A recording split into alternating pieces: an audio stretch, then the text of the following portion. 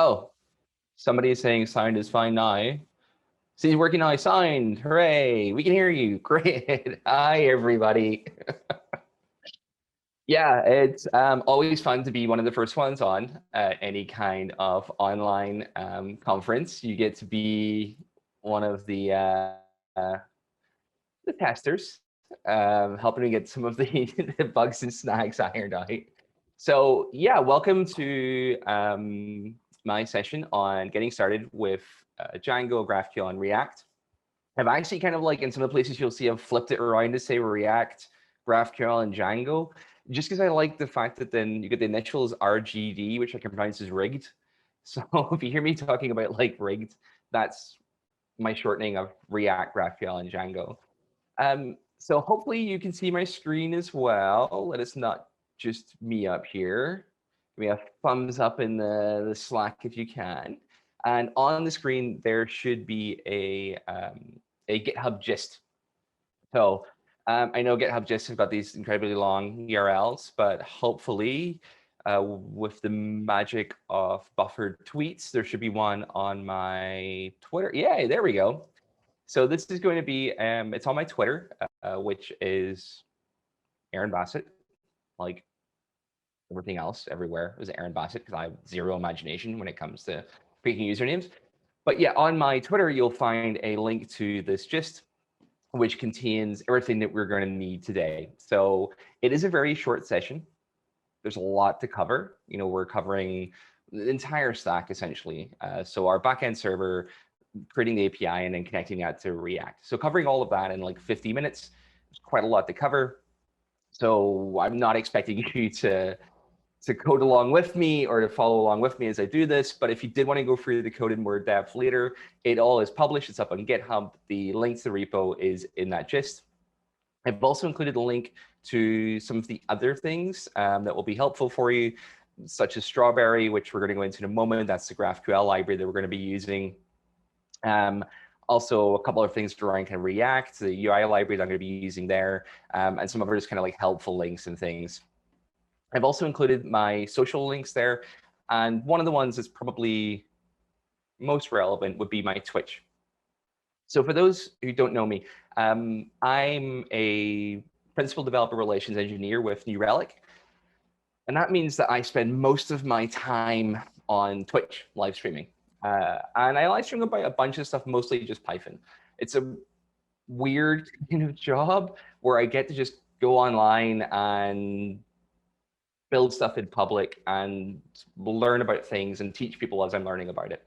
And one of the guests I had on this show was Patrick, who is one of the authors of Strawberry, which we're going to be using later. And that really piqued my interest as to kind of using GraphQL at all. Like I'd never really used it before. I'd been aware of it for a long time. I got an awesome sticker from Patrick at a conference many years ago. That's just the strawberry logo is pretty awesome. Like that's a great logo. Let's blow this up a little bit so people can see it. Like that is a fantastic logo. And like any other programmer, I am a sucker for a good sticker. My laptop's covered in them. So I picked this up from him at a conference many years ago, and then just never really got a chance to kind of play with it or play with GraphQL until I started doing a streaming job at New Relic. And I was, you know, I get to stream about whatever I'm interested in. So of course I invited Patrick on the stream. We streamed together for a while, and he kind of showed me the kind of getting started with Strawberry and Django. And since I've used it a little bit, but this is still very much an introduction. You know, I'm still pretty new to it myself. This is just how I would explain it as somebody coming from a really like a REST background. You know, that's what I've done most of my work in. That's what I'm used to. That's most of the APIs that I work with are all REST based, and kind of the differences I see between REST and GraphQL and some of the advantages of it as well. So let's look at what we're going to be building today. So this is a little demo that I've put together.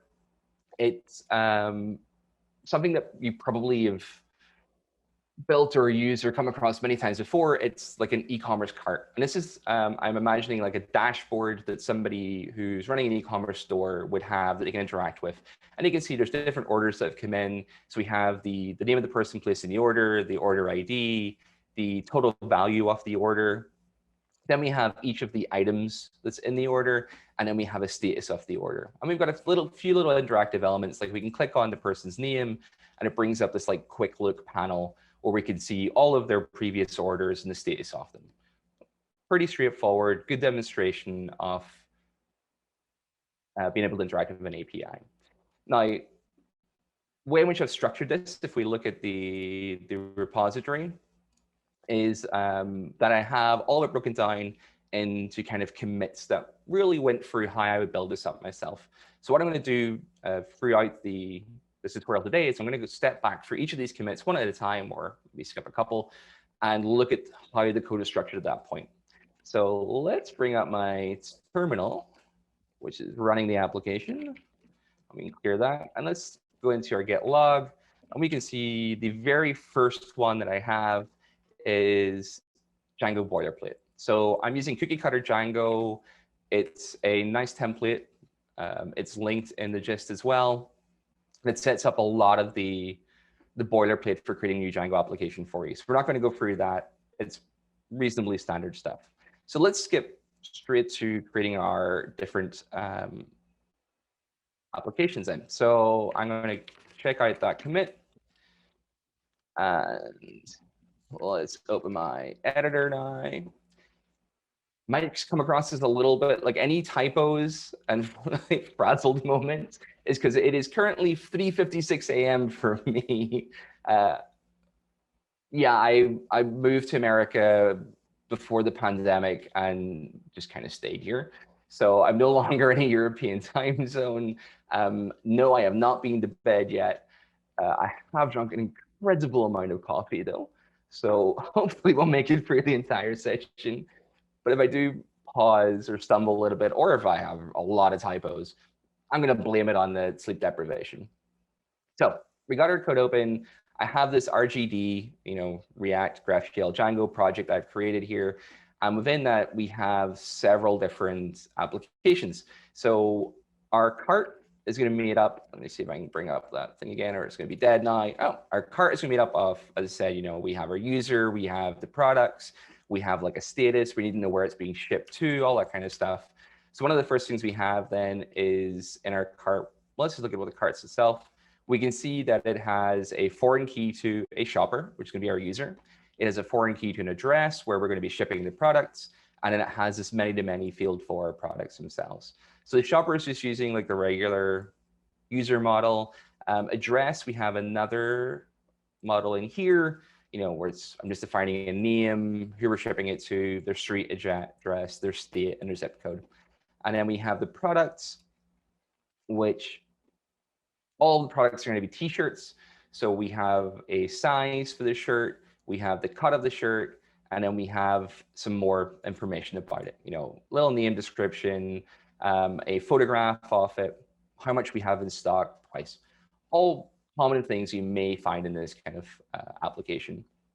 And then if I was then building this out as a REST API, so I have a client connecting to it, where it would be a web browser or a mobile app or any of those kind of things. Normally, the way I would structure this is I would have a separate API endpoint then for each part of this. I'd have one for my cart. So I would make a request to my cart endpoint, and it would return this data. Then I would make a request to my user's endpoint and get references shopper. Then we'll make a request to my address endpoint, get the address, and then to the product endpoint for each of my products. So there's a lot of different API requests that are going on there.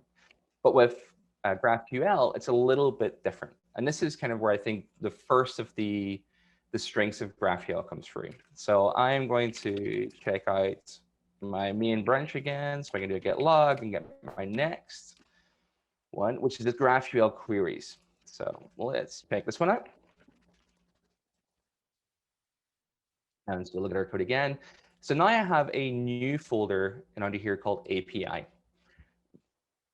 And within our API, I have an orders. So I'm no longer going to be requesting each individual model or have an endpoint for each individual model, one for my products, one for my users, et cetera, et cetera.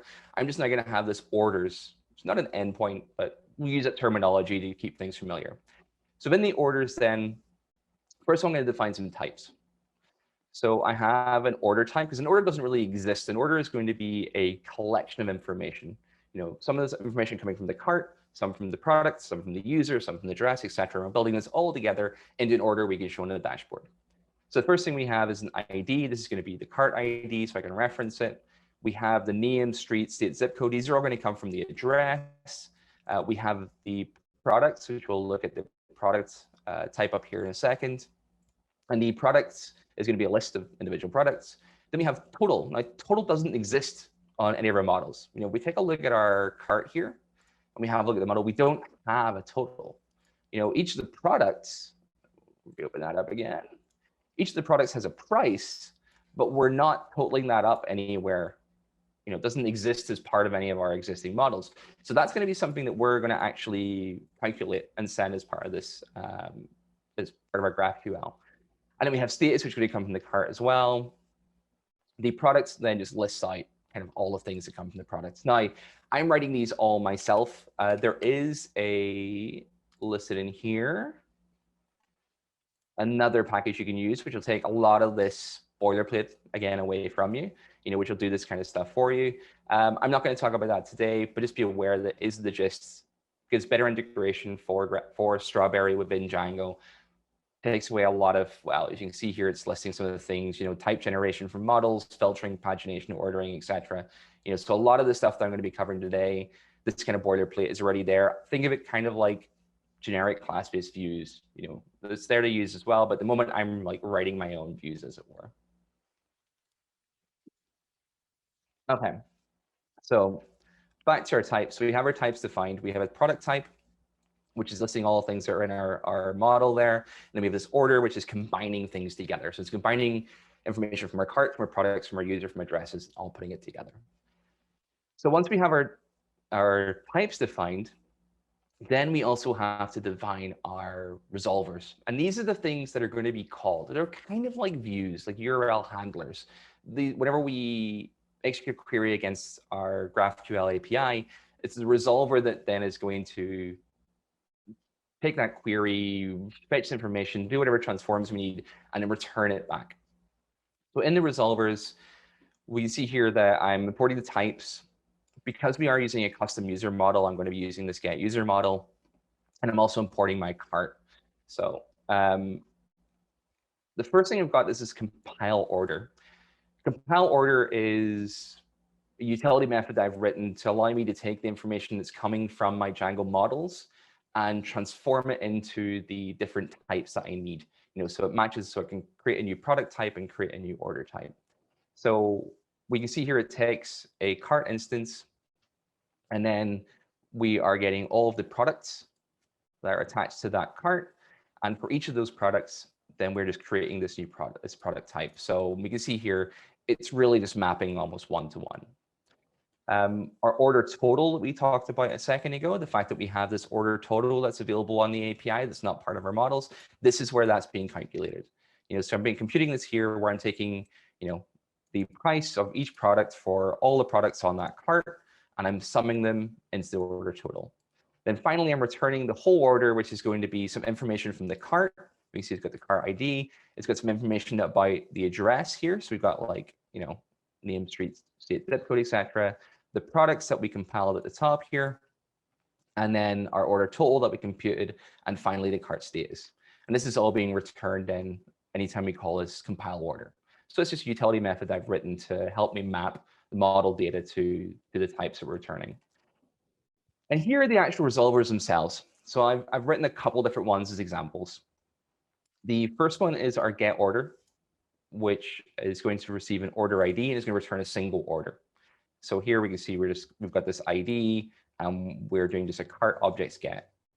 Our get orders doesn't take any variables, and it's just going to return all orders. Then we have get orders for user. So here's where we can do some kind of like filtering, and we can start drilling down in different information that we require. And within it, we've got this, it takes the ID. This time it's going to be the user ID. It's going to get that user, and it's just returning any carts that are associated to that user. So we're using just a regular Django filter here to filter the results, or the result set from our query to only be for that one individual user. And in get open orders, very similar again. This time I'm doing the cart to open to all because on my cart model, you can see that I'm actually using the status model from Django model utils, and that will create that handler for me. So I can then just do, my status of cart to open to all, and it'll return only those that have the status of open. Like, so very similar to how you would write kind of custom views, lift whatever data you need, and then you're returning it normally to your template renderer. And this time that we're building up an API, and we're going to be returning that as part of our GraphQL API. So once we have all of our resolvers written, then we need to define our schema. Here you can see that I'm importing all of these resolvers. I'm creating a new class called query, and then I am defining my schema here. So I'm seeing that, my order is a optional type order, and this is a resolver that I'm going to be using for it. Orders, resolver, get orders. Orders for user, get orders for user, et cetera, all the way through. Then once I have these all defined, I'm going to pass in my query to create my schema. And then once I have the schema in this much the same way as you would touch any other kind of URL in Django, we can see in my URL subpy here that I've got this new GraphQL view, which is called as view, and I can pass it my schema. And this is just imported into my regular URLs here. So now I have this API endpoint that I can use to start querying GraphQL. So let's start up our server and give it a go. I think I might still have this running, which I'm going to kill. It's going to keep querying it. It's not going to work very well. Yeah, let's clear that and kill the one that's already running in my browser because it's using a more recent version. And we're going to try that again. Okay, so we now have this running.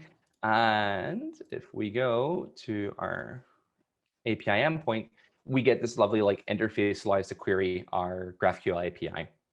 I have installed if you look at my requirements here, Strawberry library with debug server enabled as well. So let's write our first query. So we are going to have we get this lovely autocomplete for it. So we're just going to look for all orders. It doesn't take any, remember our resolver here, if we look at our resolvers again, the get orders doesn't take any arguments. It's just going to return all orders. And this is where it gets interesting. If I was requesting this off a regular REST API, and I just hit the list endpoint, /orders, whatever it's going to be, and it returns me a list of all orders, it's going to return me all of the information. So that would be, in this case, we would be getting all of this plus every product and every order, total status, all of the data all of the time. With GraphQL, you don't need to receive all the data all the time. Instead, you specify which data is you're interested in. So say, for example, in this instance, that I want to just see, I don't really care about the individual products. What I do care about is what state the order is from, the total amount that the order was for, and the status of the order. So I can just specify that in here. I can go, okay, well, I want the state. I want the total, and I want the order status. So I can see how many open orders I have, per state, and what the total of them is. I can run that query, and we can see here that I'm getting back, okay, for, I don't know what the American states are. I only live here. For each state, I have my total, and I have the status of it. If I wanted to drill down a little bit further, let's say that I also wanted to, I'm not so much worried about this information. Let's bring in some more stuff. I want the ID of the order. And then I also want to look at the products that they're getting as well. So I can add that onto the end here. I can add it like products. Now, because products itself is part of this product type, I can do the same thing again. I don't need to request all the information. Maybe I'm just interested in whether or not the products are in stock and their name. So I can go, okay, well, give me the name of the product and the current stock. So I can make sure that all of these orders that I have here that I can see what products are in them and ensure that we currently have enough stock to complete that order. So I can just lift out just the information that I need. And this is really, really powerful because it means then that one, you're reducing bandwidth costs. And I know that might not seem like a big overhead to be sending like this data or all the data all the time. We think for every single request, especially now everybody's moving online and we still have places in the world that have data caps, looking at my friends in Australia, anything we can do to stop sending unneeded data to our users, it helps their data caps, helps our limits as well. But it's not just that, it's also then when you're on the front end, I can add additional things to my models. I can add new fields to my types, etc. And it's not going to interfere with the front end. If I was doing it with a REST API and I simply wanted to go for like my products here, and I was just going to iterate over the object that's returned and just print everything to screen. Well, if I added a new thing to products and I was just doing it in that way where I'm getting everything all the time, well, I'm now printing out something that I wasn't expecting. Whereas here, I'm only getting the data that I've asked for. So we have our different products, we have our different orders, we have our resolvers, but all of our resolvers that we looked at so far are of the read type. We're not doing any creates, we're not doing any updates, we're not doing any deletes. We're not doing anything that's making any changes to the database, we're only reading from the database. But we can also do what's called mutations. So let's check out our main branch again. So I can do my git log. And let's look and see. So we got GraphQL queries, but then we've got GraphQL order mutation. So I'm going to check this one out.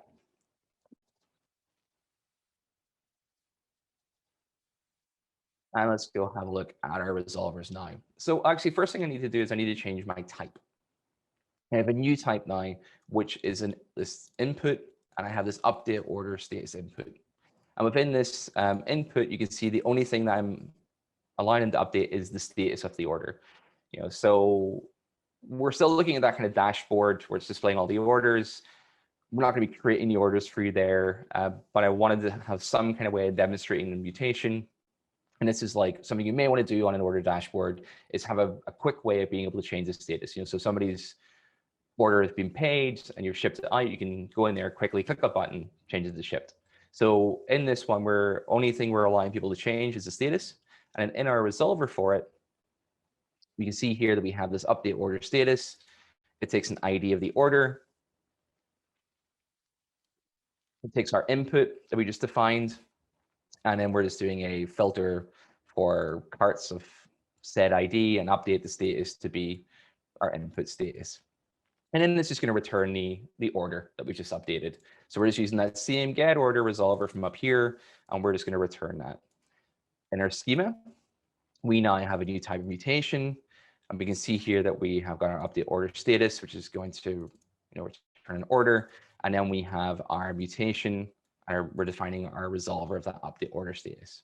And we then pass that into our schema, and we don't need to do anything else. So we don't need to update our URLs. It's still receiving a schema. It's now part of our GraphQL API. So if I restart my server, does anybody else do that? It probably would be faster to like just type the command again, but it's somewhere in your history, so you're going to be hitting that up arrow. Like you may hit the up arrow 3 times more than it would take you to like start typing the command and tab complete it. But yeah, it's a really bad habit I need to get out of.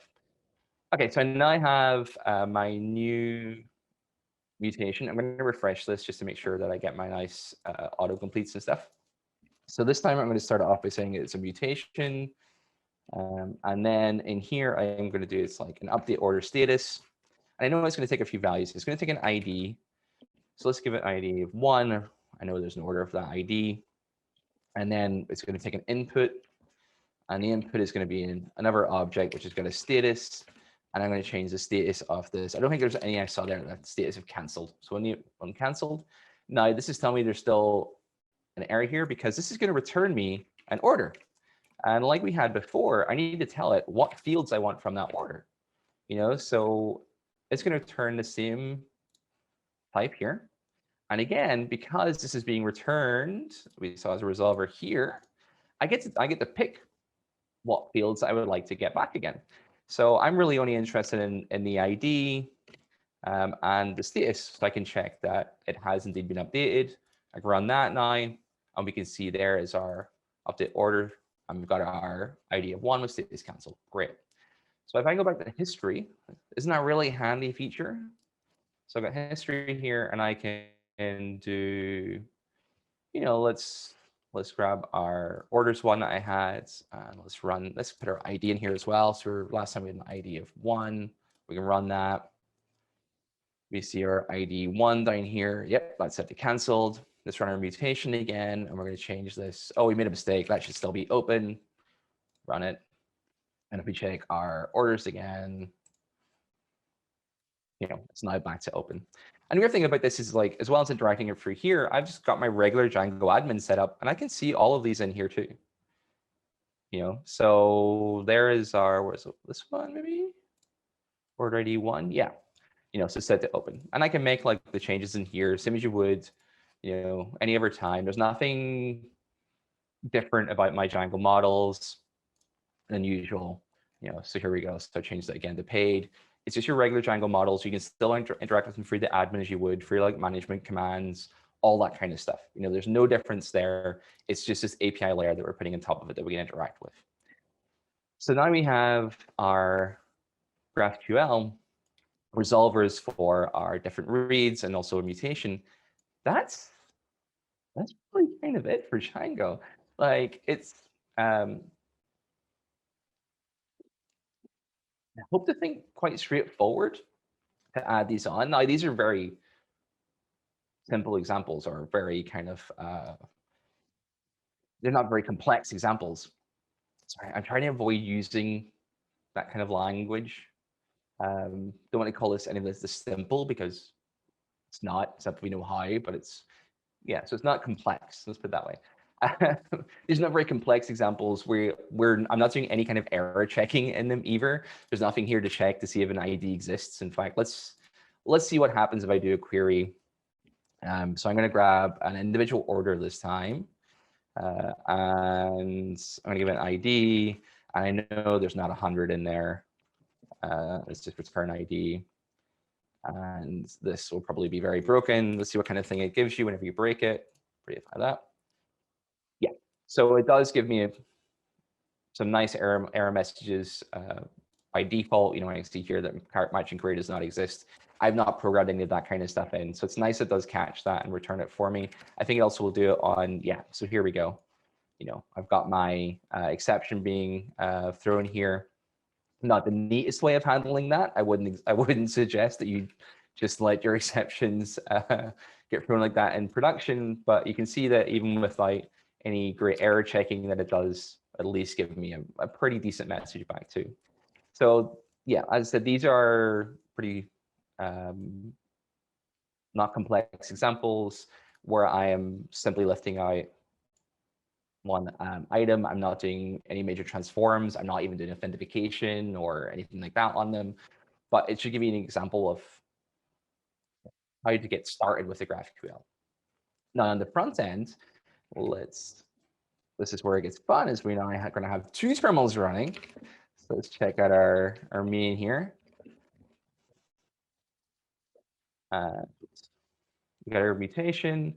So very much like I used the cookie cutter to set up our Django application, I'm going to set up a React app with create React app. For anybody who's not used React before, create React app will just generate some boilerplate code for me. In fact, let's just see what that looks like before we go much further. So I now have, as well as I've separated them into 2 separate folders, one for the server side, one for the front end. And you can see here in the front end, I now have a few different files. The most important one being the source file, which has, this is the default create React app. You can tell it's a default create React app. I've not modified it because it still has the semicolons. You don't have the semicolons. But this is just a default file that comes in create React app that will just display a React logo. So for anybody who's not familiar with it, that's the structure and things that it creates just from that same command. So this is a pretty familiar structure you'll get in a lot of React apps. Okay, so let's check out our main now.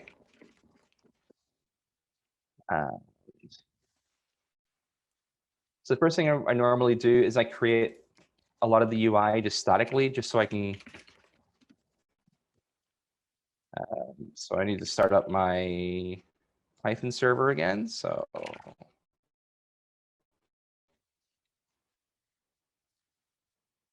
And then I need as well to start my React server.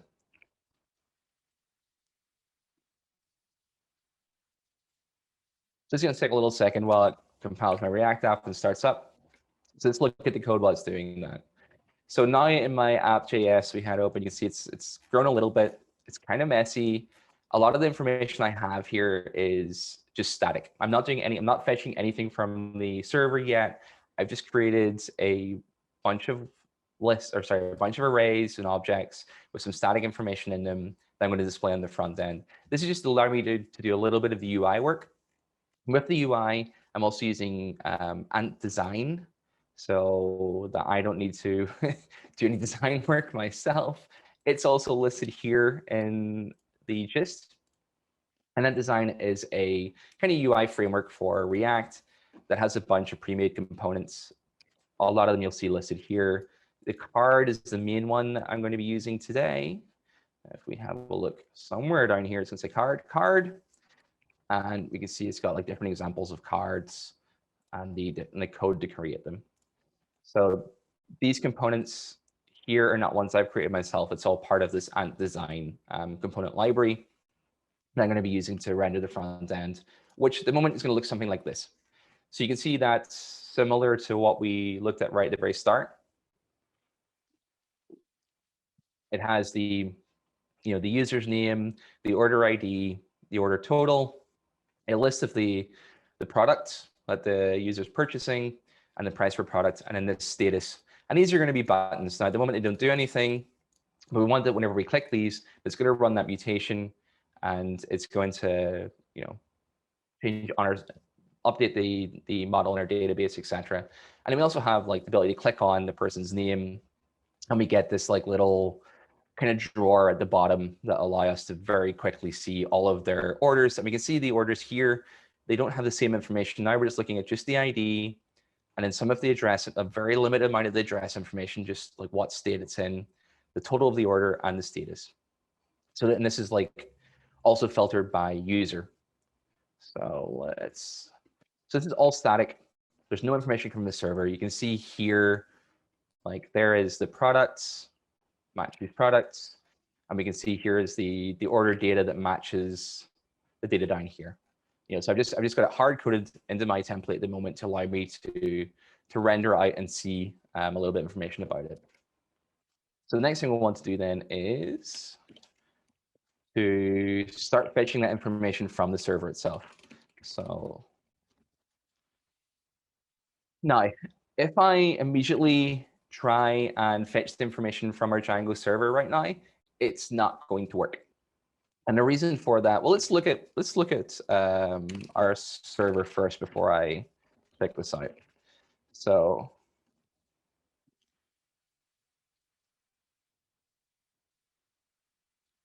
here is our Django application. It's running on port 8000. Here is our React application. It's running on port 3000. Okay, so same server, my local machine, but we're running on 2 different ports. So as far as cores is concerned, it's 2 separate origins. So if I was to attempt to request from this origin, like make an API request to my Django server, which is running on a different origin right now, it's going to fail. And that's because if we let's look at my console. And let's replay one of these. Oh, sorry, look at network.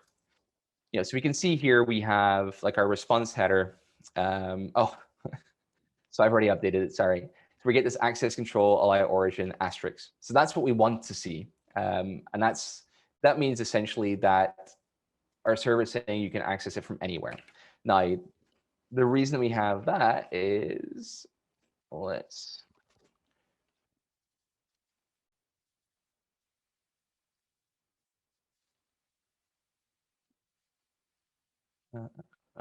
Yeah, here we go. I'm actually using another, oh, I better start my server again. We're gonna need it in a second.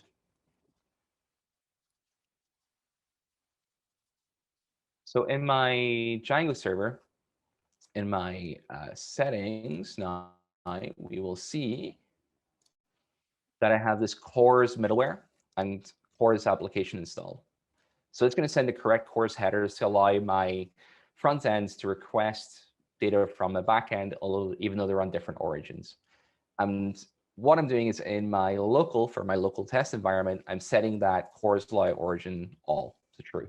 So it's going to allow requests from anywhere. This is not something I would recommend in a production site, obviously, but for this example, I'm running it in my local. I can live with it. So this is going to allow me to request from 2 different origins. So from the request coming in from my front end on port 3000 is going to be able to access my API on port 8000. I don't want to have to, anytime I'm requesting through an API, I don't want to have to put in the full URL. So what I'm actually doing as well is in the front end one, in my package.json, is I have this proxy setting. So my React application will know to proxy any request for URLs that it doesn't recognize through to my other server, through to my Django server. And in order for that to stick, this is one of the times that although React will automatically reload, is you do have to reload the server to allow changes in your package.json to take effect. That has stung me before. So I was going to start my development server again. I should also still have my Python server running. Great. And hopefully now we should actually start getting some live data from the server. So before I started the stream, I went in, or maybe not actually. Oh no, I'm just sorry. I have only set up the core stuff. I need to actually do one more checkout, which is connect the front end and back end.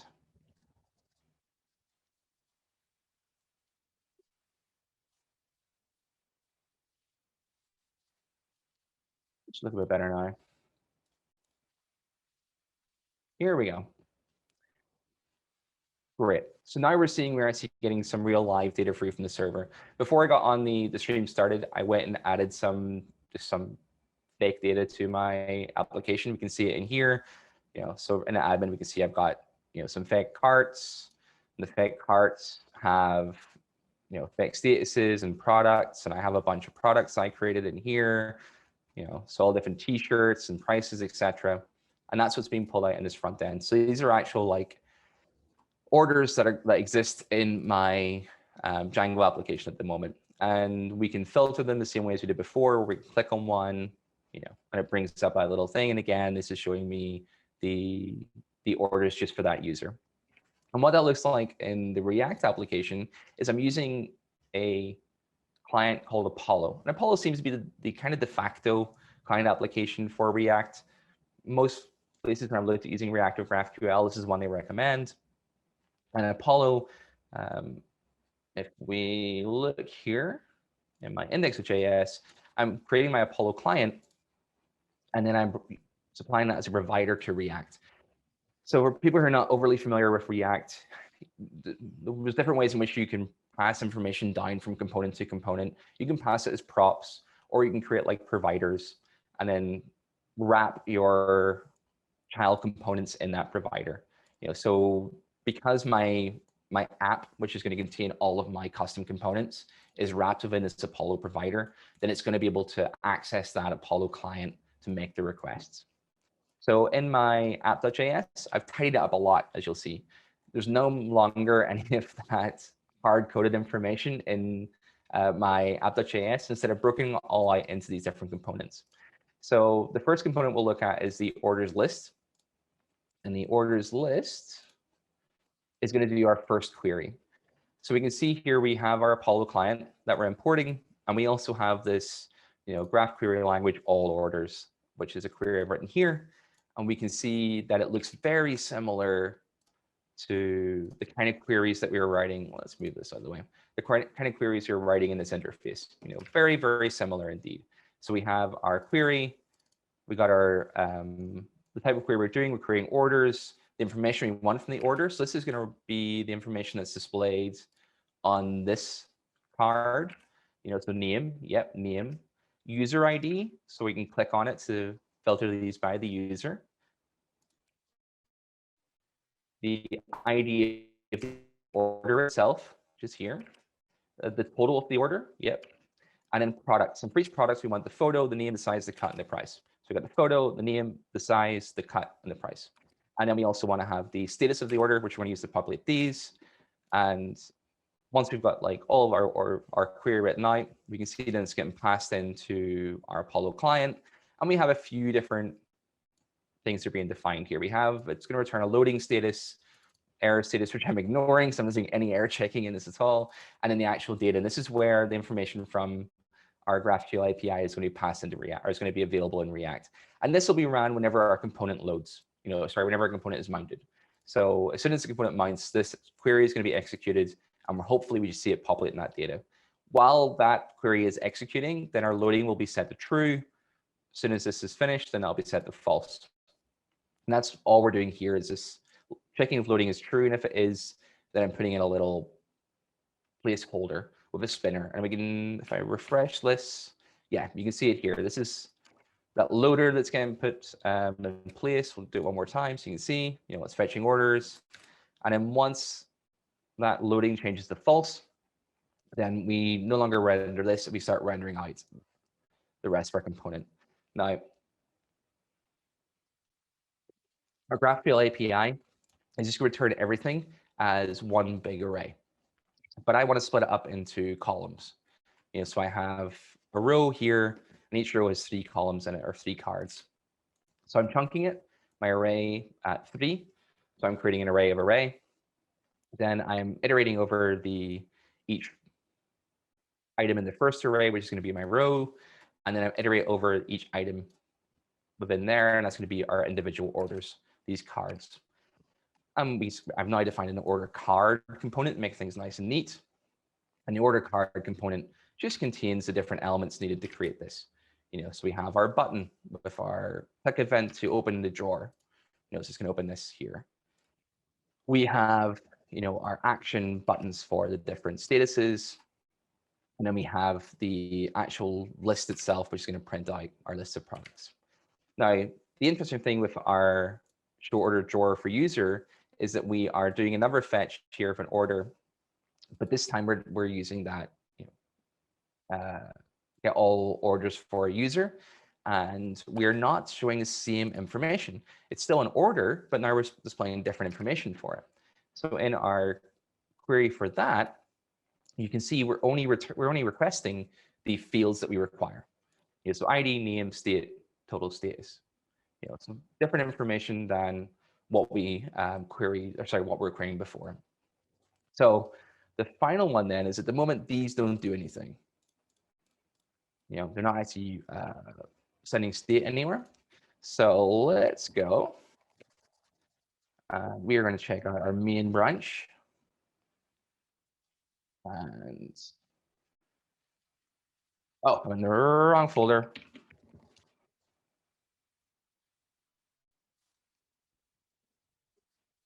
Here we go. Let's just make sure our Python server is up to date as well. Starting our development server.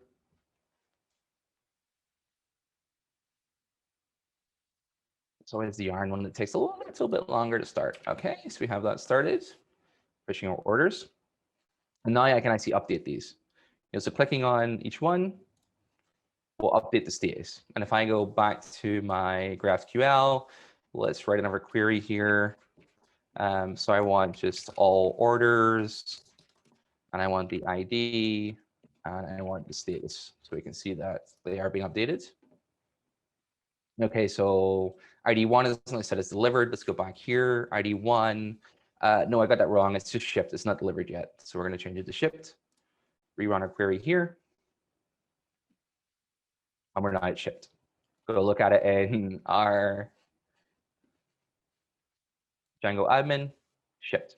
So everything's all nicely linked together. And if I make changes elsewhere as well, so let's say that, I see a mutation here. So I'm going to do a mutation. I'm going to update order status. Let's update that order 1 again. Let's change our status to be canceled. Let's return our ID and our status again. Update it here. ID1 is now canceled. Let's look at our front end. ID1 is now canceled. So everything's all nicely linked together. Let's just for completeness look at it in Django admin, canceled. So that's really, really quick introduction. As I said, we're with only 50 minutes in time for questions, so I will be hanging around for a little while. It is 3:30 in the morning, so I can't promise how long I will be online for, but I'm going to join. I think there's a link on the Swarm page for my talk. There should be a link at the bottom to join face-to-face, I think it's called. So I'm going to go hop on that to answer questions there. I'll also check out the Slack for the secondary room. Hopefully people have been commenting, etc. But what I would also like to point out is on my Twitch, I do stream an awful lot about Python, which hopefully is not going to play any sound now when I open it up. And I have streamed about GraphQL. You can see there's a bunch of stuff here. Webhooks and real-time applications, mostly Python things. I have streamed in the past with Patrick about GraphQL. I hope to stream about it again in the future with him. I'm very interested in the fact you can subscribe to updates, because one of the things I didn't point out during this is the reason that we're getting updates in real time in the front end is that it is polling. Not great. So there is definitely areas of improvement. And I know this has been very quick introduction, as the description said. So I'm probably going to keep building on this tutorial code on my stream. Please join me there. You can follow me on Twitch to be notified when I'm live, or follow me on Twitter. I always post when I'm going live on there. But yeah, that's been my slightly over 50 minutes introduction to GraphQL, React, GraphQL, and Django. As I said, I will be sticking around for questions.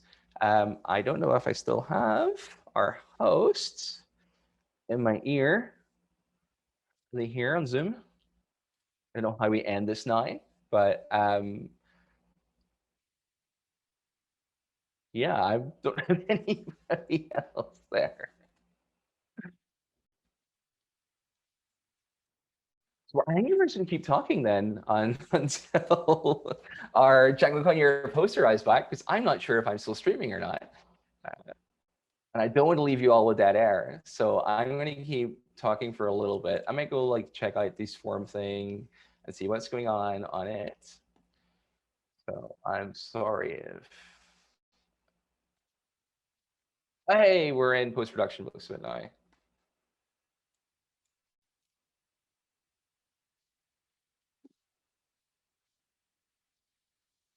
So I'm going to hang up the Zoom call because I'm not sure if I'm still broadcasting or not.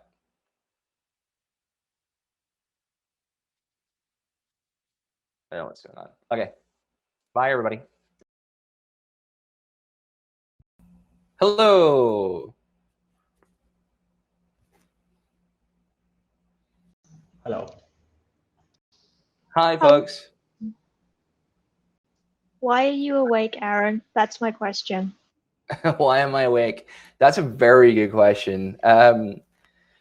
Copious amounts of caffeine, huge amounts of. I didn't sleep last night. I was just like, it is, but once you're doing one of these kind of things, you always need a couple hours prep time ahead of stuff just to like run through it a couple of times, make sure it's familiar in your head, make sure all your demos work and all that kind of stuff. So it's like, I'm gonna have to get up at 1 o'clock in the morning. There is no point going to bed. So I slept a little bit late this morning. My partner was very kind and took care of the dogs for me, let me have a lie-in. And yeah, and I've just been drinking copious amounts of this incredibly bad for me prepackaged like Starbucks. So yeah, it's weird being jet lagged without having flown anywhere. You're an absolute madman. Thank you for your presentation. Not a problem. I know it was really quick. I hope people got something out of it. I'm sure you've got questions. So, oh, there's a little chat button. Which one we prefer, the industry-based product, Strawberry or Graphene? So Strawberry is the only one I've worked with really myself so far. So mostly because I was very lucky to have Patrick come on the stream with me and kind of explain Strawberry to me a little bit and show me it. That was really my first introduction to GraphQL, and obviously Patrick being one of the creator of Strawberry, that's the one that he was going to use. And honestly, I've been really, really impressed with it. Like, was so straightforward to get started with. There is a lot of plugins and things for it as well that remove some of the boilerplate that I was creating there to make things like doing pagination and authentication and stuff like that easier. I just didn't want to. I wanted to show them more of a low level with this than just have a package that was doing it all kind of magically in the background for me. But yeah, I would recommend. There's a couple of more talks at this conference, including one from Patrick about GraphQL and Django. So I would definitely check those out. They're probably going to go into a bit more detail than what I have.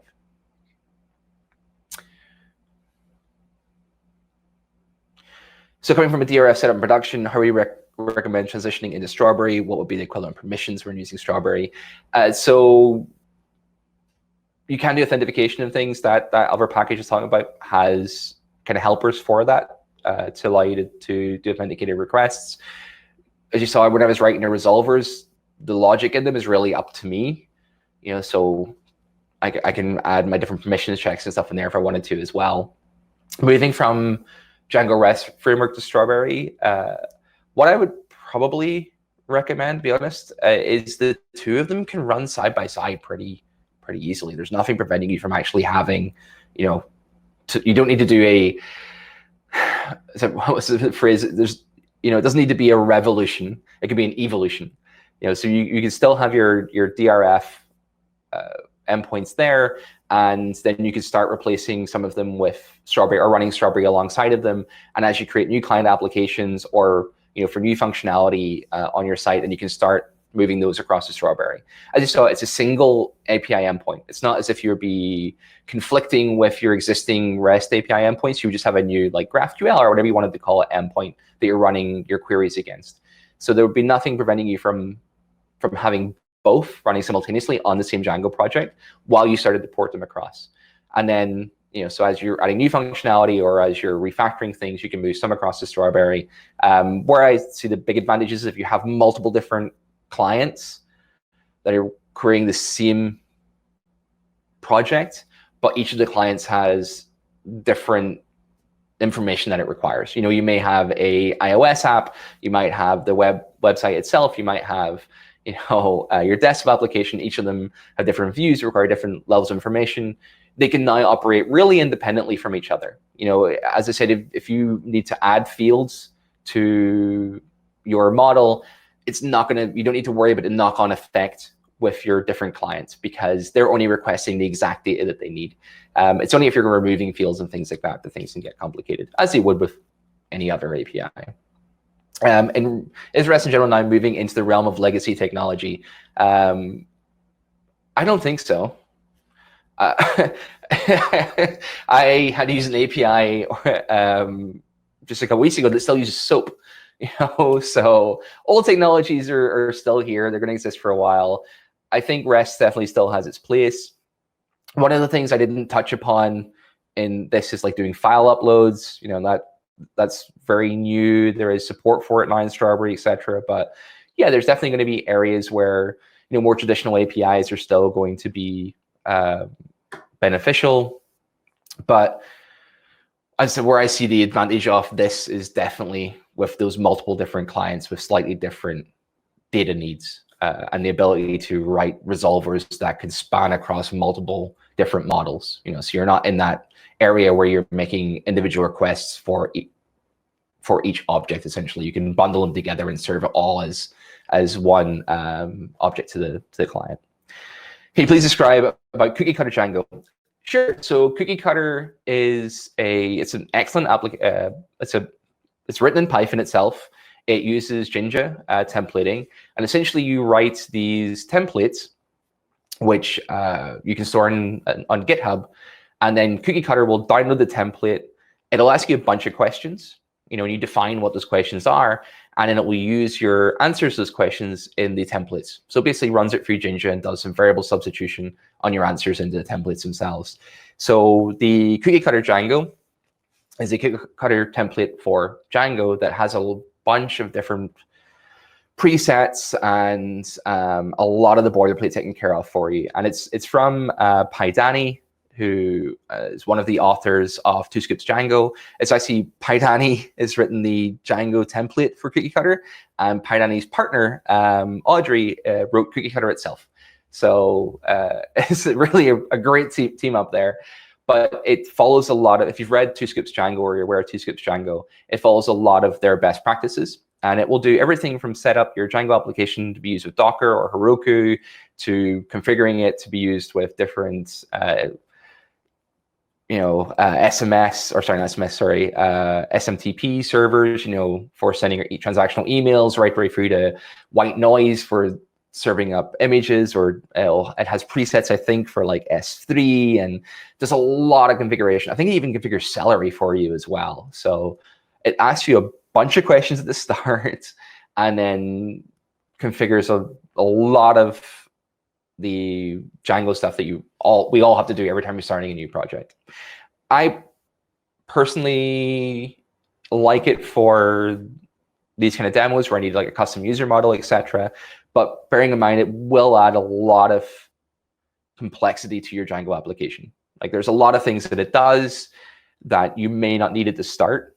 It's great if you're thinking about like something that's going to be going into production very quickly, but it will add complexity. There is no doubt about that. It saves you an awful lot of time, but at the expense of making your project more complex.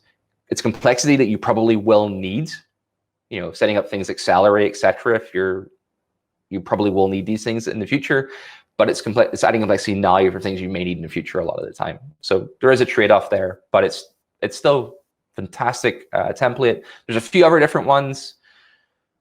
Some of them will set up your Django project, with React and everything as well for you too. I would just look to do the Cookie Cutter website itself lists a bunch of the user created templates, but also you can just search for them like Cookie Cutter, Django templates, etc., and find a bunch of other ones.